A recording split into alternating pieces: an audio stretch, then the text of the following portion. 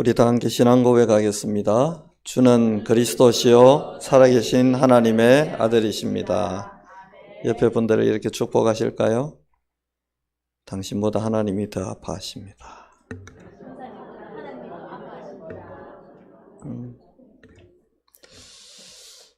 오늘 그 음향이 중간에 이렇게 잡음 같은 게 욱 들어오고 할 때 여러분 놀라지 마세요. 오래 쓰면 이게 정상입니다. 방송실 긴장하지 마세요. 편하게 하세요. 편하게. 방송 전문성 있는 분들이 몇 번 이제 개인적으로 불러서 이렇게 저희 교회 둘러보고 갔는데, 그리고 이제 저희 교회 그 설교나 예배 실황도 여러 개를 들어보고 이런 이야기를 하더라고요. 이런 오래된 음향기기와 구닥다리를 가지고 이 소리를 잡고 내는 게 지금 기적입니다. 나는 우리 교회 방송실에 있는 사람들 그냥 전공도 아니고 전문성도 없고 해가지고 그냥 애쓴다 생각했는데 하늘의 지혜를 가진 사람들이에요. 저 사람. 예배 시간에 박수 치는 거 저 정말 별로 안 좋아하는데 사람한테. 오늘만 역대 방송실에서 수고했던 분들, 지금까지 수고하고 있는 분들 몽땅 다 해서 고맙다고 박수 한번 드리겠습니다.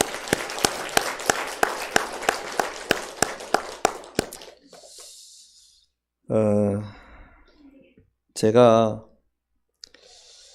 그 대구에 밥이 맛있는 집이 있다더라고요. 미가식당이라고, 식객 그 허영만 씨라고 그 음식 관련된 만화를 써가지고 아주 유명한 분 있으시잖아요. 이분이 갔다 왔는데 밥이 너무 맛있대요. 그래 어떻게 맛있나 이제 대충 살펴보니까 냄비에 밥을 한대요. 직접 가보니까 사실 별 것도 없어요. 그냥 그 고등어 하고 약간 2개. 그래서 이제 제가 대구를 왔으니까 한국에서 5군데 밥이 맛있는 집이 있는데 종로로부터 해가지고 그 중에 하나가 대구 있다 하니까 지나오는 길에 배가 고파서 이제 한번 들려봤습니다. 아이고야, 대기하는 사람이 얼마나 많은지 눈치도 없이 갔던 거죠. 그래가지고 이제 사모하고 둘이서 이제 약간 옥신각신 의견 교환을 하는데, 이제 가자, 다음에 오자부터 해가지고 먹고 가자 이래가지고 결국 제가 고집을 피워서 이제 똥고집을 피웠죠. 근데 진짜 좀 힘들더라고요. 왜냐하면 손님이 좀 대구스러워요. 그 사람들이 어디에 서 있을 자리도 없어요.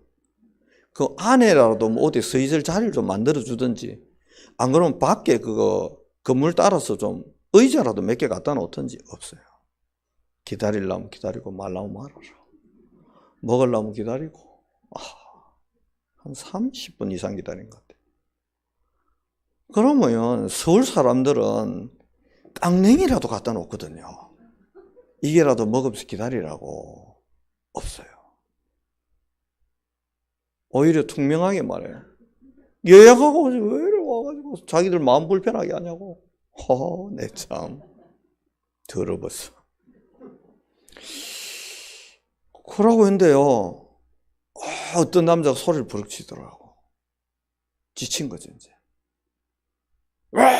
사람을 하고 막 소리를 지르고. 웬만하면 서울 주인들은 아이고 미안합니다, 너무 오래 기다렸죠, 이게라도 드시고 계세요 하면서 두부라도 하나 갖다 줄 건데 없어요. 갈 때면 가세요. 감사하게 이 남자가 40분 가까이 기다렸나 봐요. 화를 내고 가시는 바람에 제가 앉았습니다. 앉았는데 없어요. 하도 답답해가 제가 이것저것 드디어 나와가 먹었는데 냄비밥이에요. 제가 어릴 때부터 밥은 너무 잘하거든요. 군불대가 하는 밥은 정말 제가 천재적으로, 저는 후각으로 밥을 하는 사람이라서 냄새 딱 맡으면 뜸 들일 때다 딱 알거든요. 제가 한 밥보다는 맛은 없는데 그래도 맛있더라고요. 먹고 나니까 누룽지를 딱 이제 그 냄비를 가져가서 누룽지를 끓여서 줘요. 근데 그것까지 대강 먹고 빨리 나왔습니다. 왜냐? 저처럼 철없이 뭣도 모르고 와가지고 서 있는 사람이 너무 많아. 그래 이제 딱 나왔습니다. 다시는 못 가겠어요. 40분 기다려야 돼요. 안 그러면 전화하고 오라더라고. 냄비밥을 하는데 보통 한 몇 분 걸리느냐 이제 보니까 한 15분 걸립니다. 좀 미리 해놓으면 될 건데 어떤 식당을 가보면 그 안내 문구가 좀 인상적으로 써놓은 데가 있어요. 그게 어떤 문구냐면 저희는 미리 준비하지 않습니다. 손님이 오셔서 주문하면 그때부터 음식을 준비합니다. 배고파도 참고 기다려 주세요. 처음에는 그게 참 마음에 안 들더라고요. 뭐 대강 뭐 밥 한 끼 먹는데 저렇게까지 고집을 피우냐 주방장이 싶었는데 한 번씩 그런 가게를 들릴 때마다 제 마음에 참 이 집 요리사는 마음에 든다. 그냥 막 안 하고 손님이 주문하면 정성을 다해서 밥 한 끼를 만들어주는 그런 마음이 있는 분이구나. 그런 생각이 들더라고요. 오늘 제가 이 본문을 계속 보면서 옛날에는 요셉이라는 인물에 제가 이 본문을 전체적으로 굉장히 포인트를 갖고 보고 요셉이 이리 멋있는 사람이구나라고 전 느꼈는데 제가 이 설교를 끊임없이 준비하고 여러분 앞에 심부름하면서 느끼는 마음은 전혀 다른 마음이 들어요. 참 하나님 대단하시구나.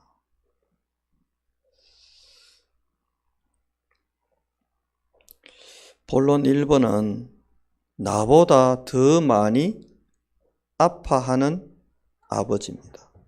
나보다 더 많이 아파하는 아버지. 지난주에 제가 여러분과 함께 보았던 로마서 8장에 보면 26절에 이와 같이 성령도 우리의 연약함을 도우시나니 우리는 마땅히 빌 바를 알지 못하나 오직 성령이 말할 수 없는 탄식으로 우리를 위하여 친히 간구하시느니라. 이 본문이 오늘 새벽에도 그렇고 제 마음에 다르게 와닿는 거죠. 계속 우리가 다른 번역본 한글 개역 개정도 있고 표준 우리말도 있고 쉬운 성경도 있고 공동 번역도 있고 여러 번역본들이 있는데 한글로 된 그 중에 한 부분을 찾아보니까 이렇게 되어 있습니다. 우리는 마땅히 무엇을 기도해야 할지 알지 못하나. 그럴 때가 있지 않습니까?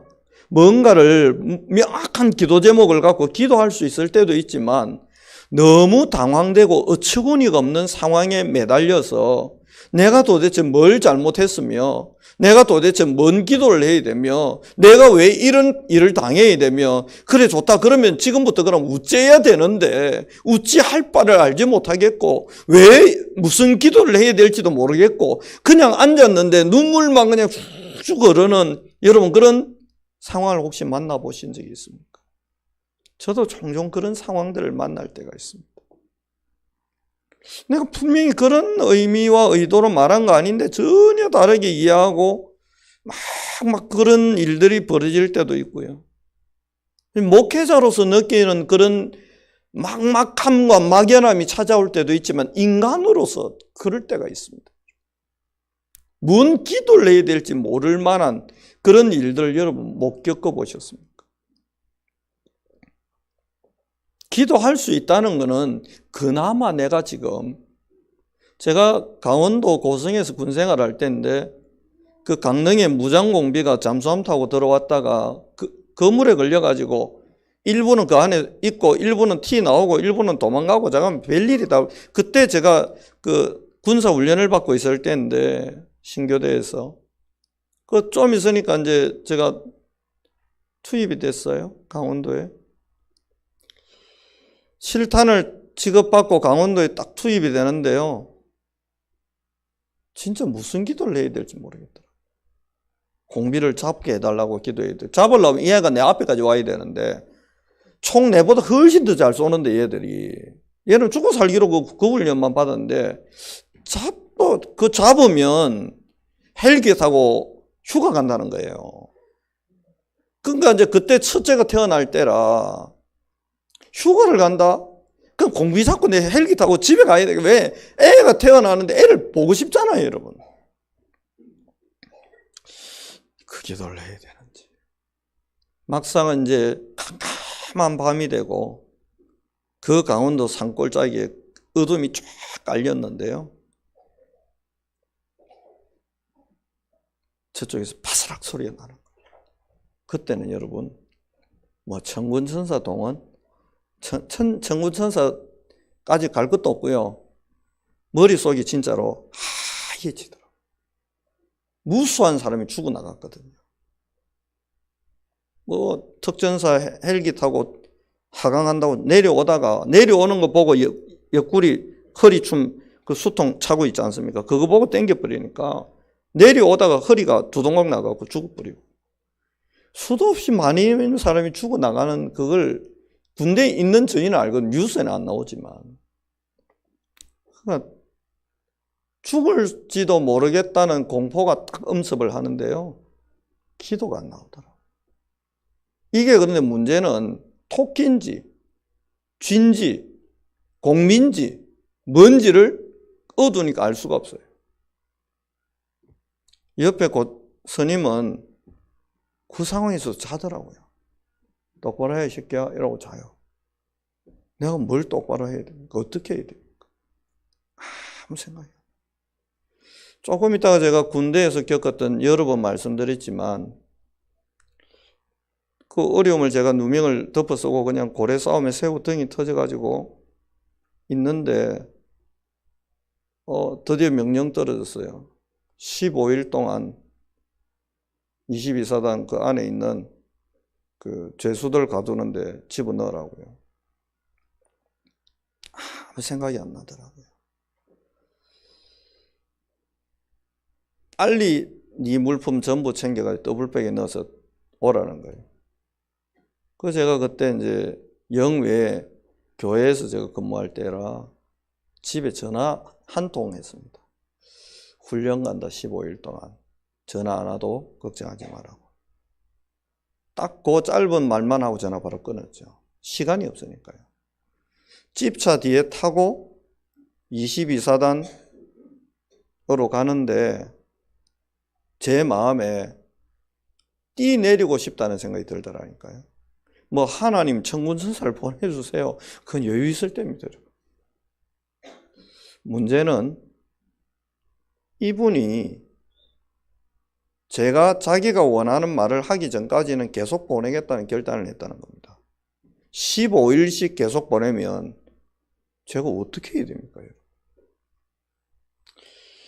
거기에 그냥 저를 떨어뜨려 놓고 포백연대 집차는 가더라고요. 그 이제 처음에 거기 이제 그 헌병대에 가면 잠깐 대기하는 데가 있는데 그 막사에 제가 이제 들어갔더니 헌병이 진짜 천둥 번개를 쳐도 그 정도 치겠나 싶을 만큼 소리 지르고 욕하고 막 하더니 그냥 뭐 다짜고짜 개새끼부터 나와요. 더블백 내려놓고 저 보이지 하더라고. 그 저쪽 산 꼭대기까지 몇 분 준다. 뛰가 또 오라는 거예요. 그러는데 뭐 예수는 그리스도 모든 인생 문제 해결자 그런 게 안 나오더라고요. 뭘 기도해야 될지도 모르겠어요. 막막하고 캄캄해요. 근데 그 시간이 넉넉하지가 않아요. 죽을 힘을 다해서 갔다 왔는데 당연히 그 시간 안에 올 수 없는 시간을 주고 갔다 오게 했어요. 어마어마한 압박이 시작됐어요. 저는 태어나서 그런 그 경험 처음 해봤거든요. 기도가 나오지를 않아요. 하루 이틀 어떻게 갔는지도 잘 모르겠어요. 근데 희한한 일이 벌어지기 시작해요. 저는 경황이 없는데 저를 감시하고 감독하고 쭉 패고, 쉽게 말하면 두들겨 패고 반죽여 놔야 될 사명이 있는 헌병이 저를 따로 불러요. 그리고 이런 이야기를 해요. 네 눈을 보면 네 안에 뭐가 다른 게 있는 것 같은데 그게 뭐냐고 묻는 거예요. 그때 정신이 번쩍 들더라고요. 누가 계시지요? 그리스도께서 계신 거죠. 저는 경황이 없는데 이 헌병은 그걸 본 거예요. 그러면서 물어요. 뭐 하다가 여기 왔냐고. 그래서 제가 군종하다가 왔습니다. 군종이 이런 데 끌려와가지고 지금 죄수로 오는 일은 역대 기록이 없대요. 뭘 잘못했냐고 묻더라고요. 그래서 내가 솔직히 뭘 잘못했는지는 잘 모르겠다고. 그러니까 이 사람이 기다려보라더니 올라가요. 그러고는 내용을 알아보더니 내려와갖고 보초 쓰다가 총 그냥 던져놓고 잤나 그러더라고요. 나는 군종이라서 저녁마다 커피 타가지고 온 초소 다니는 일은 있지만 나는 내 총번도 모릅니다. 내가. 왜냐? 총을 들 일이 없었거든요. 그리 이야기했더니 희한하네. 그러더니 이 사람이요 저한테 이런 이야기를 해요. 군종이셨으면, 그때부터 존댓말을 하는 거예요. 군종이셨으면 그 가져온 거 조그만한, 제가 군대 갈 때 집사람이 이렇게 손바닥만한 성경책 준 거 있거든. 저 소지품으로 갖고 왔더니 저거 성경책 읽고 싶지 않냐고. 그래서 나 성경 읽고 기도하고 싶다고. 그러면 앞으로 내가 당신을 보고 소리를 지르고 욕을 하고 화장실 가가 개새끼 30분 있다 와 그러면 그 말은 30분 동안 기도하고 성경 읽도록 내가 해줘야 되는데 군기라는 게 있으니까 여기서 재수 보고 30분 기도하고 오세요 이러면 이상하니까 나머지 군인 이 재수들이 이해를 못하니까 자기 일은 해야 되고 그래서 그렇게 위장을 할 테니까 그리고 내가 눈짓하면 성경을 내가 미리 어디다 놓을 테니까 내 눈길 따라가면 성경이 있으니까 그걸 들고 화장실 가라더라고. 그러면서 이분이 그런 이야기를 해요. 마지막에 제가 소리를 지르고 욕을 해야 긴장을 하고 그 안에 있는 죄수들이 전부 고개를 숙입니다. 그래야 당신이 성경을 들고 가도 모릅니다. 매일 정시 기도하도록 정시로 소리를 질러줘요. 김대영이 개새끼부터 시작해가지고 눈짓을 딱 해요. 그 순간 다 고개 숙이잖아요. 와, 이 새끼야! 와! 하고 갔다 와! 30분 다 화장실 가 조용히 성경 읽고 묵상하고 30분 동안 아무도 못 와요. 왜요? 분위기에 이미 얼음이 쫙 깔려있잖아요. 거기서 누가 겁도 없이 화장실 갔다 와야 되겠으면 이 말 못하잖아요. 그렇게 제가 은혜를 입었어요. 이 부분입니다. 요셉이 지금 도대체가 말이죠. 뭔 기도를 해야 되겠습니까? 술 맡은 관원장 꿈에서 해준 이게 응답인 줄 알고 하나님이 이 사람 통해서 내 끄집어내 줄 거라는 기대를 하고 기도하고 소망을 했는데 그것도 막혀버렸어요. 이젠 더 이상 이 요셉에게는 동아줄이 없습니다. 기댈 언덕이 없습니다. 이때 요셉은 무엇을 기도해야 하겠습니까? 그런 요셉을 보며 하나님의 마음은 어떻겠습니까? 제가 육군 군목 목사님 한 분을 어떤 의미에서 보호하기 위해서 누명을 덮어 쓰기로 하고 그 집차 뒤에 매달려서 22사단 헌병대로 끌려가는 제 모습을 보는 하나님의 마음은 여러분 어땠겠습니까? 문제는 우리는 그 순간에 불신앙할 수 있지만 하나님이 능력이 없겠습니까? 그 집차를 뒤집어 버리든 그걸 명령했던 사람을 급사를 하게 하든 그 명령서를 들고 와서 저를 3일 밤낮을 잠을 안 재우든 그 상사를 하나님이 포에 깔려 죽게 만들던 하나님이 그 능력이 없겠습니까? 하나님은 능히 상황을 반전시킬 힘도 있고 능력도 있지만 그 요셉이 영적으로 성장해야 되는 성장통을 지켜보고 계신 하나님의 마음은 어땠을까? 제가 이 설교를 준비하는데요, 나보다 하나님이 더 아팠겠구나. 저희 집에 둘째가 태어나가지고 퇴원을 하려고 하는데 병원에서 긴급으로 서울역 앞에 있는 소아아동병원으로 실어 보내는 거예요. 급성 황달이면 너무 상태가 안 좋다는 거예요. 미치겠더라고요. 겨울에 저하고 해산한 사모하고 그 병원을 하루에 딱 5분, 10분 면회하게 해줘요. 만질게도 안 해요. 코로나 때도 아닌데 진짜 그 교도소가 면회하듯이 유리 칸막이 사이에 구멍 몇 개 뚫어놓고 소리 겨우 전달하고 그냥 온몸에 바늘을 꽂고 누워있는 그 아이를 내가 어떻게 만질 수도 없고 어떻게 해줄 수가 없는 그 고통 속에 차라리 만지고 안아서 기도라도 해줄 수 있으면 덜 아플 것 같은데 아무것도 해줄 수 없고 저 아이는 아무런 말도 못하고 그냥 온몸에 바늘이 꽂힌 채 누워있는 그 아이를 보는 제 마음은 굉장히 힘들었어요. 요셉을 보는 하나님의 마음이 저는 그럴 거라고 생각해요. 여러분이 아무리 기도를 해도 응답이 안 오는 경우도 있지 않겠습니까? 생각지도 못한 날벼락 봉변을 당하는 경우도 있지 않겠습니까? 기도하고 싶은데 뭘 기도해야 될지 한마디도 내 입에서 떨어지지 않는 그런 답답하고 어려운 요셉 같은 상황을 저와 여러분이 만날 때도 있지 않겠습니까?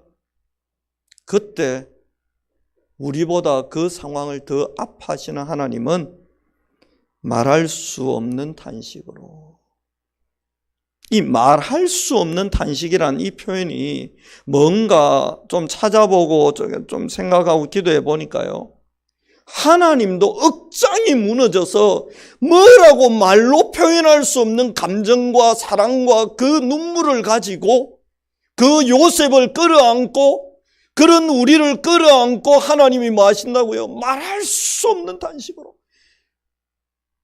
내가 너무 힘들어 죽겠는데 옆에 친구가 떠 와가지고는 야, 그거 뭔 일이라고 그렇게 힘들어하냐 임마, 털털 털고 일러, 그런 말 하면요 미칩니다. 네가 당해봐라 이런 마음이 들 수 있잖아요. 그 억장이 무너지는 요셉을 보며 그저 그 옆에 그냥 아무 말 하지 않고 뭔 말로도 위로가 안 될 걸 알기 때문에 말하지 않고 말할 수 없는 탄식으로 옆에 그냥 덩그러니 그냥 어깨 한 편을 내주고 기대서 쉬어라고 아무 말 없이 앉아 있어주는 주님의 마음.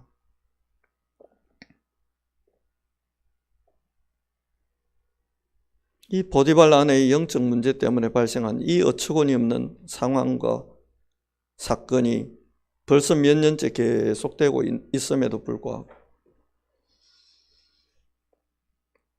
여러분이 꿈꾸고 기도하는 거, 그러다가 당하는 이런저런 일들, 그 속에서 본론 두 번째입니다. 더 깊이 사랑하는 아버지. 더 깊이 사랑하는 아버지. 세상의 사랑과 다르게 더 깊이 사랑하시는 하나님. 하나님이 세상을 이처럼 사랑하사 말로 위로해주고 돈 몇 푼 주가지고 그냥 여행이나 다녀오라고 말하지 않고 독생자 외아들 예수 그리스도를 내어주시는 하나님의 더 깊고 완전한 사랑. 어쩌면 요셉이 하나님을 향해서 원망하고 분노하고 도저히 어떤 방법으로도 해결되지 않는 그 절망 속에 쓰러지고 넘어지며 뱉어내는 요셉의 거친 마음과 말들을 아무런 원망 없이 그저 그냥 받아만 주고 계시는 하나님 아버지의 그 깊은 사랑. 그리고 그냥 그대로 내버려 두는 게 아니고 하늘과 땅에 속한 모든 권세와 능력을 동원해서 결국 요셉을 만들어 가시는 아버지 하나님의 크고 놀라우신 사랑하심. 제가 원래 오늘 이 설교 제목을 이렇게 정했었어요. 이제 됐다, 이제 됐다. 요셉이 지금 감옥을 나갈 지금 일들이 만들어지고 있습니다. 누가 제일 기뻤을까요? 요셉일까요? 저는 아닌 것 같았어요. 하나님이 제 마음에 그 단어를 주시고 이제 됐다. 요셉아 이제 나가자. 이제 됐다. 뭐가 됐습니까? 두 가지가 된 거예요. 요셉아 네 영적 상태가 됐고 이제 됐다. 뭐가 됐습니까? 애굽이 너를 간절히 기다릴 상황이 됐으니까 이제 됐다. 이제 고생했다. 고생했다. 고생은 요셉만 했습니까? 아닙니다. 그 음침하고 습기 많은 감옥에 죄수, 그것도 강간미수범이란 죄명을 달고 있는 가장 추하고 더러운 죄수와 24시 함께 하시는 하나님은 어떠 하셨나? 근데 하나님은 제 마음에 요셉아 고생했다. 이제 됐다. 이제 됐다.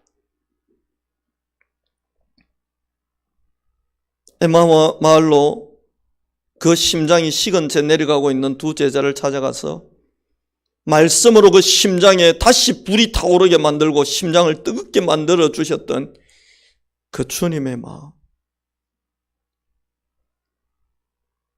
모든 거 포기하고 고기 잡으러 다시 내려간 그 육신으로 돌아가 버린 베드로를 찾아가 네 인생은 육신대로 살다가 흙으로 돌아갈 인생이 아니고 사람 낚는 어부가 될 인생이요 어린 양을 먹이고 치고 양육할 인생임을 다시 한번 깨닫게 하시고 그를 다시 일으키시는 주님의 사랑.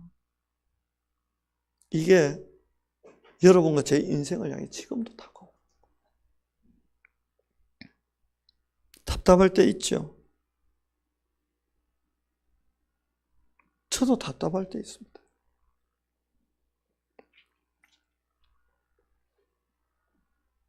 지 마음대로 태어난 창세기 3장의 재앙과 저주와 운명 따라 사단이 끄는 대로 질질 끌려다니며 서대반 돌맞아 죽게 만들고 숨어있는 예수님의 제자들 찾아내가 죽이려고 미친 듯이 날뛰고 있는 사단의 완전한 종이 되어버리고 완전히 무너져버린 그 불쌍하고 처참한 바울의 상태를 보시고 직접 다메섹으로 찾아와서 나는 네가 핍박하는 예수라고 말씀하시며 바울을 바울되게 만들어 가시려고 하는 주님의 그 깊은 사랑.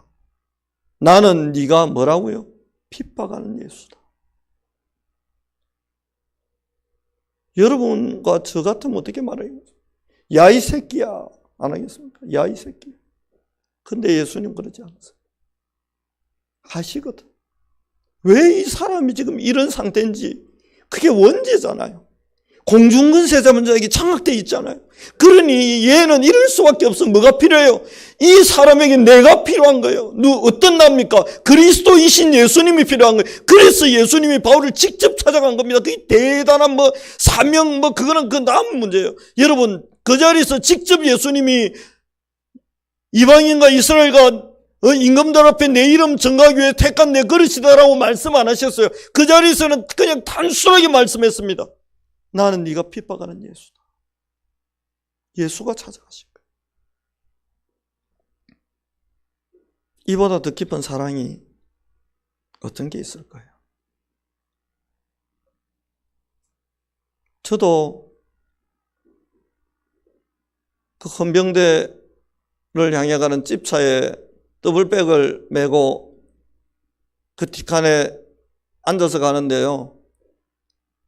죄송한데 하나님 좀 원망스럽더라고요. 내가 3일 밤낮을 잠 못 자는 고문을 당하면서도 버티는데 하나님 이건 뭡니까? 내가 잠 안 자고 온 동네 다니면서 복음 전하고 했는데 이게 뭡니까?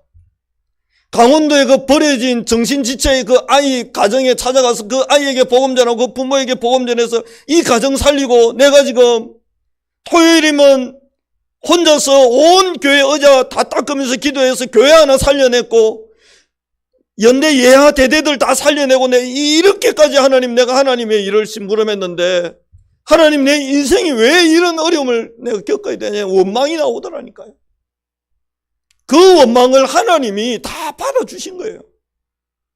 그때 하나님이 한마디만 하면 되잖아요. 이 새끼야 나는 안 했나? 한마디만 하면 되는데 나는 안 했나 이 새끼야. 나는 내 아들 죽이기까지 했다 임마. 한마디만 하면 되나? 한마디도 없어. 그러니까 모든 원망과 탄식을 다 받아주신 거예요. 그걸로 끝났습니까? 아닙니다. 15일 동안 그 갇혀있는 그 기간 동안 하나님 저에게요.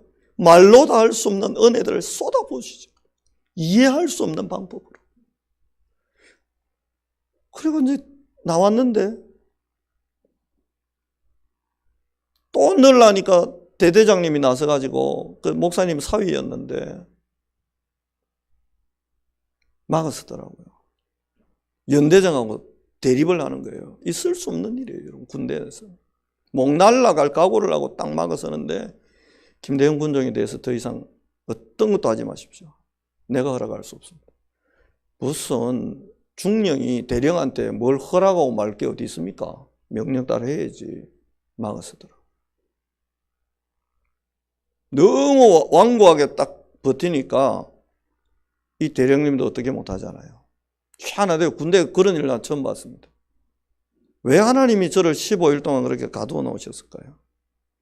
얼마 안 있다가 진짜 귀신 들린 남자 무당이 입대를 했어요. 그 아이가 55연대라고 우리 포병대대 바로 앞에 있는 포병연대에 오게 돼 있는데 그 전에 하나님이 저를 이 대대장님이 대대에 계속 있으면 연대장이 계속 괴롭힐까 봐 거기로 파견을 보내버린 거예요. 보호한다고요. 15일 동안 완전 기도에 집중하게 만들어 놓고는 이 박수무당하고 영적 전쟁하도록 만들어 간 겁니다. 하나님 그렇게 하시더라고요. 그 연대에서 너무 성실하게 복음을 가지고 사람 살리고 있으니까요. 보병연대 연대장이 감동을 받아가 표창장하고 휴가증을 주더라고요. 휴가 갔다 오라고. 그게 문제가 아닙니다. 이 귀신 들린 박수무당한테 보병대대 대대장들이요 줄을 서기 시작하는 거예요. 서로 데려가려고. 근데 얘가요 다 맞춰요. 이걸 꺾어야 될 거 아닙니까? 꺾었어요. 흑암을 무너뜨렸어요. 하나님은 그렇게 저를 사랑하셨어요. 여러분이 이해할 수 없는 구렁텅이 같은 상황과 환경을 만났다? 그거 아닙니다. 내 입장에서만 자꾸 생각하지 말고 생각을 한번 바꿔보세요. 본론 3번입니다. 제대로 사랑하신 아버지. 요셉을 계속 궁지로 먼 게 아니에요, 여러분. 기도의 자리로 데려가신 거예요. 임마누엘의 자리로 데려간 겁니다. 다른 거 방해 안 받고 나와 하나님이 1대1로 계속 기도할 수밖에 없는 상황과 환경 속으로 요셉을 인도해 가셨어요. 그리고는 하나님은 뭘 하신 겁니까? 애굽의 왕궁을 무대로 만들어서 요셉이 본격적으로 사역할 무대를 지금 하나님은 오늘 본문에서 바로 왕궁에서 사건과 일을 통해 요셉의 무대를 하나님과 함께 세계복음화할 무대가 될 현장을 준비하고 계신 겁니다. 결론입니다. 제가 오늘 찬송가 544장을 설교 찬양으로 이렇게 정했어요.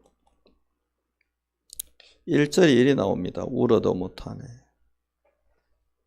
눈물 많이 흘려도 겁을 없게 못하고 죄를 씻지 못하니 울어도 못하네.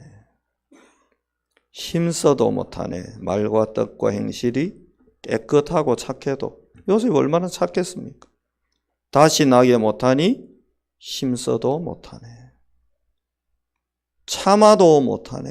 참아보자. 참고 기다리면 되겠지. 아닙니다. 참아도 못하네. 할 수 없는 죄인이 흉한 죄에 빠져서 어찌하니 죽을까? 참아도 못하네. 4절에 이렇게 나옵니다. 믿으면 되겠네.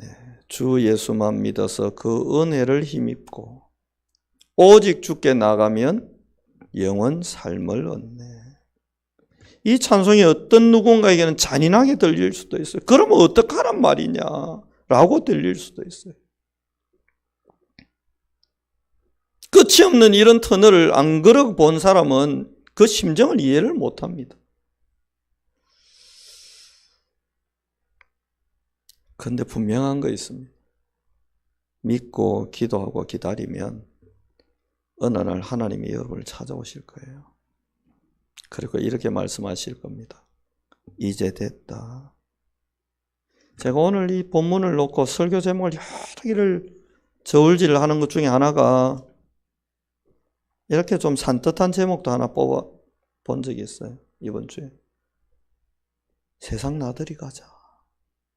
그 감옥에 갇혀 있는 요셉 꺼내주시면서 하나님이 요셉아 세상 나들이 가자. 너 나랑 이제 소풍 가자. 하나님은 얼마나 기다리고 기다리셨을까. 요셉아 이제 됐다. 이제 너 완성됐어. 너 이제 제대로 됐어. 나가보자. 세상으로 나가보자. 내 너를 이 애굽의 중심축에 세우려고 바로왕 답답하도록 만들어놨고 꿈꾸도록 만들어놨으니 요셉아 이제 나랑 가자. 이제 나랑 가자.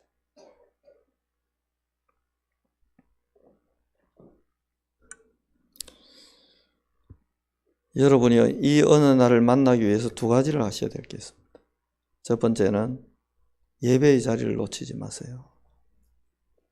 예배의 자리에서 우리는 하나님이 주시는 힘을 얻을 뿐 아니라 하나님이 만들어 가려고 하는 미래를 볼 수 있고 들을 수 있게 됩니다. 그리고 두 번째는 기도의 자리를 놓치지 마세요. 왜냐? 우리가 기도하는 시간에 하나님은 꿈꾸는 미래를 만들어 가시고 그 미래가 내게 왔을 때 내가 그걸 감당을 해야 되잖아요. 제가 전에 말씀 안 드렸습니까? 한국에서 그 당시 가장 좋은 차, 비싼 차를 저한테 누가 주신다고 올라오라고 해서 타봤어요. 너무 좋아요, 차가요. 근데 제가 그 차를 놔두고 왔습니다. 왜냐? 그 차 연비를 보고 깜짝 놀랐어요. 내가 이 차 기름값을 감당 못하겠다 딱 확신이 들더라.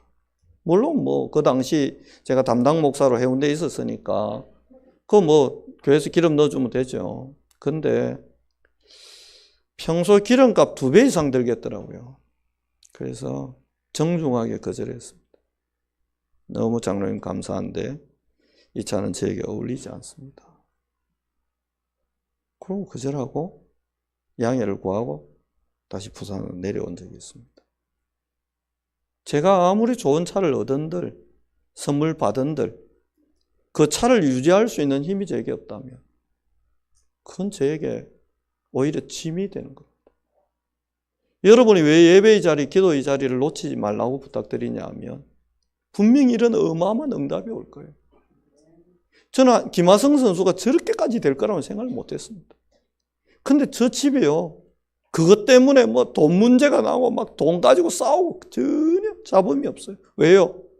어마어마한 말로도 할 수 없는 피눈물 나는 연단의 과정을 부모들이 겪으면서 오직 복음 앞에 딱 서는 그 응답을 받고 나니까요. 이번에 골든글러브 받았지. 앞으로 계약하면 이제 수천억을 벌게 될 건데 돈 앞에 흔들리는 법이 없어요. 자식 돈에 눈떡 들이지도 않아요. 희한한 응답을 받고 있어요. 여러분과 제가 예배와 기도의 자리에 있다 보면 어느 날 우리가 감당할 수 없고 본 적도 없는 어마어마한 응답이 온다 할지라도 그 응답에 짓눌리는 게 아니라 응답을 가지고 세계복음할 수 있습니다. 마지막 한 가지 요셉에게 준비된 게 있습니다. 참된 해방입니다. 오늘 제가 여러분과 함께 예배 전에 설교 전에 찬송을 놀랍다 주님의 큰 은혜. 여기에 보면 끝에 뭐라고 나옵니까? 우리의 죄를 다 씻었네 주의 은혜 우리의 죄를 다 씻었네. 제가 이게 성경에 나오지 않는 부분이라 참 조심스럽지만 오늘 제가 강단에 올라와서 장로님들 올라오시기 전에 제가 잠깐 무릎 꿇고 기도하는 시간이 있거든요. 무릎 꿇고 기도하는데 하나님이 마지막에 성경 구절 한 구절이 떠오르게 하는 거예요. 마태복음 6장 12절. 우리가 우리에게 죄 지은 자를 사하여 준 것 같이 우리 죄를 사하여 주시옵고 라는 구절입니다. 이 2년 동안 하나님은 도대체 무엇을 하셨을까? 마지막 하나 하신 게 저는 있다고 생각이 드는 거예요. 그게 뭐냐? 보디발의 아내를 용서할 수 있는 힘을 주신 거예요. 왜요? 이 힘이 없고 이 용서가 없으면 총리되자마자 제일 먼저 피바람이 불 건데 보디발 아내 불러서 죽도록 패고 누가 그걸 막겠습니까? 그렇게 누명씌워가지고 젊은 날을 감옥에 처박아서 썩게 만드는 여자라면 그래 원이 풀릴 때까지 한 풀릴 때까지 내라도 그러겠다고 다 동의하고 동조하지 않았겠습니까? 요셉이 패 죽인다고 해도 이해한다. 오히려 부추기는 놈들이 있지 않겠습니까? 총리 됐으니까 더 패십시오. 내가 패겠습니다. 왜요? 총리한테 잘 보이고 한 자리 얻을까 봐. 하나님이 요셉이 총리 되기 전에 마지막 작업을 하신 게 저는 이거였다. 그때 요셉의 마음에 형들의 죄를 용서하고 보디발 아내의 죄를 용서하는 그 은혜를 얻었다 생각해요. 그래서 요셉은 자유를 얻었다. 그 과거에 묶여서 그 과거의 상처에 묶여서 총리 돼가지고 분풀이 원 없이 공격하고 적들을 제거하는 그런 일이 아닌 하나님과 함께 전 세계를 살리는 그 위대한 하나님의 작품, 그 하나님의 시간표 속에 요셉이 들어가는데 하나님은 모든 요셉의 걸림돌들을 다 덫을 제거해 주신 거죠. 여러분 세계복음하고 싶다면 여러분의 마음에 상처를 주고 고통을 주고 눈물을 흐르게 만든 사람들 용서하는 은혜가 있기를 바랍니다. 왜 용서해야 되죠? 보디발 아내는 사단에게 묶인 자입니다. 내가 이 사람과 싸우고 이 사람과 대적하고 이 사람을 단죄하고 하려면 내가 이 사람을 만나야 되고 이 사람과 엉켜야 됩니다. 엉키게 되면 이 배경에 있는 사단과 나는 계속 뒤엉켜서 살아가야 됩니다. 여러분과 저의 인생은 우리에게 상처를 주고 아픔을 준 그 사람과 대적할 인생이 아니라 벗어나서 하나님과 함께할 위대한 길을 걸어갈 절대 망대가 될 바로 그 사람들이 구원받은 여러분의 인생입니다. 사단에게 묶이지 않고 엮이지 않고 오히려 요셉처럼 보디발 아내의 영적 상태를 이해하고 원죄를 알고 운명을 알고 배경에 그 여자를 데리고 장난치는 사단의 존재를 알고 그래서 그 여자마저 그 형들마저 용서하고 사랑해서 그 형들을 위해 고센 땅까지 준비할 만한 그런 서밋의 인생, 복된 인생의 길이 저와 여러분이 걸어가야 될 길입니다. 그래서 어느 날 여러분 귀에도 제가 이번 주 들은 것처럼 이제 됐다. 세상 나들이 같이 가자. 로마 살리러 가보자. 라는 하나님의 음성이 들리게 되기를 살아계신 그리스도 예수님으로 축복합니다. 우리 544장 부르고 말씀 잡고 잠시 기도하는데 오늘은 혹시 용서 못할 사람이 있습니까? 그 연대장님이 이제 다른데 사단 참모장으로 발령받아 가면서 저를 대대장실로 불렀어요. 갔더니 이분이 이러시더라고요. 김군종, 팔이 안 떨어진다. 김군종, 나를 용서해 주면 안 되겠냐고. 그 제가 웃었습니다. 용서하고 말 게 없다고. 꼭 안아드렸어요. 그분이 별 달 수 있도록 기도해 달라 하더라고요. 별요? 이러지 않고 알겠다고 기도했습니다. 결국 이분이 별 2개까지 다셨어요. 감사하지. 이러면 말할 수가 없습니다. 제가 만약에 그분을 용서하지 않았다면 저는 지금까지 강원도 고성 쪽 보고 소변도 안 누울 건데 제대하고 2번 이상 갔다 왔습니다. 기도하고 축복한다. 참된 자유를 얻으시기 바랍니다. 찬송하겠습니다.